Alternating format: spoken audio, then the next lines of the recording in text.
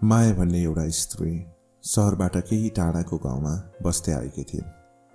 उनीको छेउमा एकजना वृद्ध व्यक्ति एक्लै बस्थे, जसलाई सबैले हजुरबुबा भन्दथे। एकपटक गाउँमा बिरुवाहरू वितरण भएको थियो।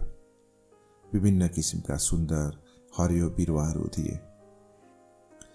माया र हजुरबुबाले ठ्याक्कै एउटै किसिमको बिरुवा लगेर आफ्नो आफ्नो घर अगाडि रोप्नुभयो।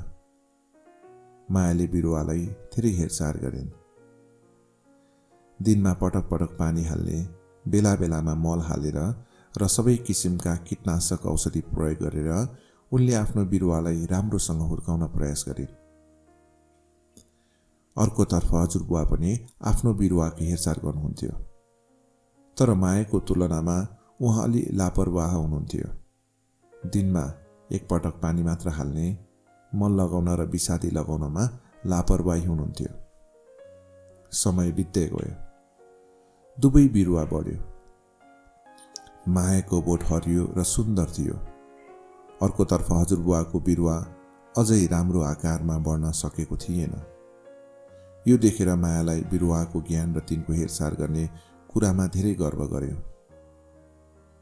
एक रात अचानक मौसम खराब भयो। हावाहुरीले आँधीको रूप लिन थाल्यो। बादल गर्जन थाल्यो। रातभर हावाहुरी र वर्षा चलिरह्यो। बिहान मौसम शान्त भएपछि माया र हजुरबुबा एकैसाथ आफ्नो आफ्नो बिरुवामा पुग्नुभयो।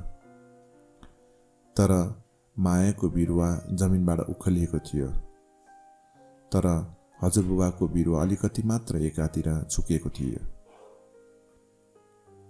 किन यस्तो भयो हजुरबुबा? हामी दुवैजनाको बिरुवा एउटै थियो, तर तपाईभन्दा मैले मेरो बिरुवाको हेरचाह राम्रोसँग गरे। तर पनि मेरो बोट ढलेको बेला तपाईको बिरुवाले प्रकृतिको यत्रो चोट पनि कसरी सहन सकेको? मायाले सोधी। त्यसमा हजुरबुवाले भन्नुभयो, हेर छोरी, तिमीले बिरुवालाई चाहिने सबै थोक दिएको थियो, त्यसैले उसले आफ्नो आवश्यकता पूरा गर्न आफैले कहिले केही गर्नु परेन। न पानी खोज्न जमिनमा जरा गाड्नु नै पर्यो। किरा र किराबाट बस्न राम्रो रोग प्रतिरोधात्मक क्षमता विकास गर्नु पर्दैन थियो। नतिजा यस्तो आयो कि तिम्रो बिरुवा बाहिरबाट सुन्दर हरियो देखिन्थ्यो, तर भित्रबाट कमजोर थियो। त्यसैले हिजो रातिको हुरीबाट बस्न सकेन, उखिलियो र एउटा छेउमा खस्यो। मैले मेरो बिरुवालाई बाँच्नको लागि पर्याप्त हेरचाह गरिन, त्यसैले मेरो बिरुवाले आफूलाई जीवित राख्नको लागि गहिरो जराहरू लिएर यसको प्रतिरोधात्मक क्षमता पनि विकास गरायो र प्रकृतिको यो आक्रमणलाई पनि सजिलैसँग सामना गर्न सक्यो। मायाले अब आफ्नो गल्ती बुझेकी थिइन्, तर अब पश्चाताप गर्नु बाहेक केही गर्न सकिन। साथीहरू, आजकल परिवारहरू साना हुँदै गएका छन्। धेरै दम्पतिहरूले 2 वा 1 मात्र बच्चा जन्माउँछन्।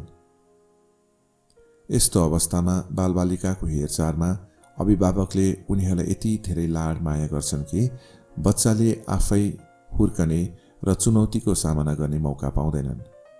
फलस्वरूप उनीहरूको शारीरिक र भावनात्मक रूपमा बलियो हुनुको सट्टा कमजोर बन्दै गएका छन्।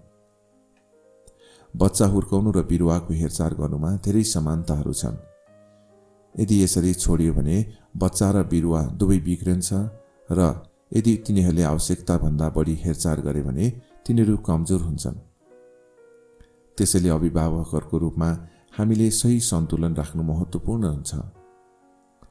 आफ्नो बच्चाहरूलाई राम्रोसँग पालन पोषण गर्न दिनुहोस्, ताकि तिनीहरू एउटा बिरुवा जस्तै बनोस्, जुन समस्या आउँदा छर्दैन, तर आफ्नो छाती चौडा गरेर सामना गर्न सक्छ। आज आफैले एउटा प्रश्न सोध्नुहोस्, के तपाईँ आफ्नो बच्चालाई सही पालन पोषण दिनुहुन्छ? हजुरबुवा जस्तै जीवनको चुनौतीहरू सामना गर्ने अवसर दिनुहुन्छ कि मायाले जस्तै लाडमा पारेर कमजोर बनाउनुहुन्छ? निर्णय तपाईँको हातमा छ र मलाई थाहा छ तपाईँले सही निर्णय लिनुहुन्छ।